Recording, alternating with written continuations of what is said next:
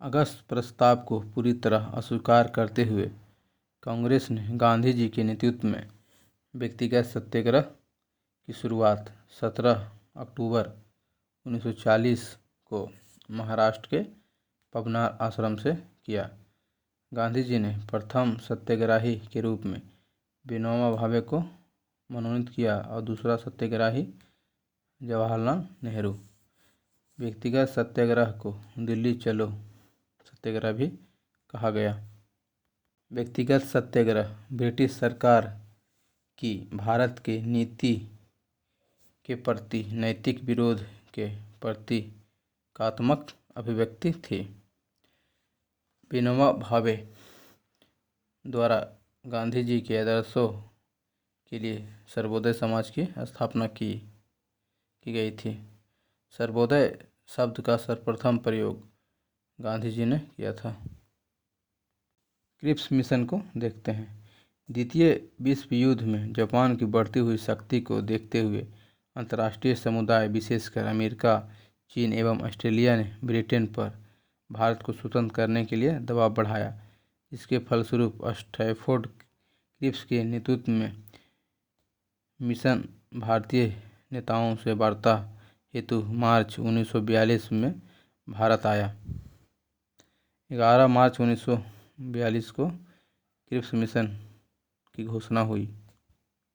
Cripps mission के अनुसार भारत को डोमिनियन राज्य का दर्जा दिया जाएगा जो किसी बाहरी सत्ता के अधीन नहीं होगी।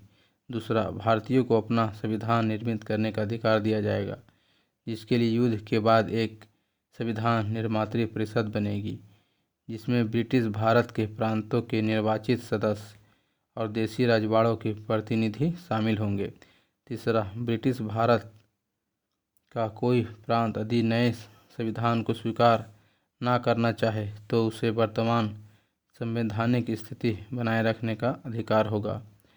नए संविधान को न स्वीकार करने वाले प्रांतों को अपना अलग संविधान बनाने की आज्ञा होगी। चौथा, युद्ध के दौरान ब्रिटिश वायसराय की एक नई कार्यकारी परिषद का गठन किया जाएगा जिसमें भारतीय जनता के प्रमुख वर्गों के प्रतिनिधि शामिल होंगे, लेकिन रक्षा मंत्रालय ब्रिटिश नेतृत्व के पास होगा। महात्मा गांधी ने इसे पोस्ट डेटेड चेक यानी उत्तर तिथि चेक कहा। क्रिप्स मिशन के साथ कांग्रेस के पंडित जवाहरलाल नेहरू और मौलाना आज़ाद वार्ताकार थे।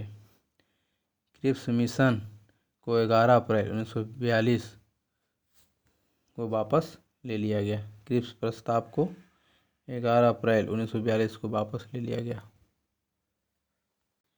भारत में किसने क्रिप्स मिशन भेजा था? तो यह विंस्टन चर्चिल ने भेजा था। क्रिप्स मिशन स्टैफोर्ड क्रिप्स के नेतृत्व में भारत आया था।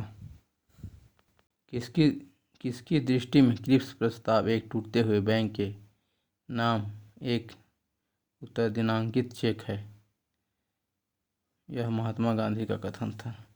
रंगपुर पर जापानी सेनाओं का अधिकार हो जाने पर अमेरिका के दबाव में ब्रिटिश सरकार ने ब्रिटिश मंत्रिमंडलों के एक सदस्य सर स्टैफोर्ड क्रिप्स को भारत भेजने का निर्णय लिया ताकि भारतीय नेताओं के साथ बातचीत की जा सके। क्रिप्स भारत में 3 सप्ताह रहे, मार्च अप्रैल तक 1942 तक, और भारतीय नेताओं के साथ विचार विमर्श करते रहे।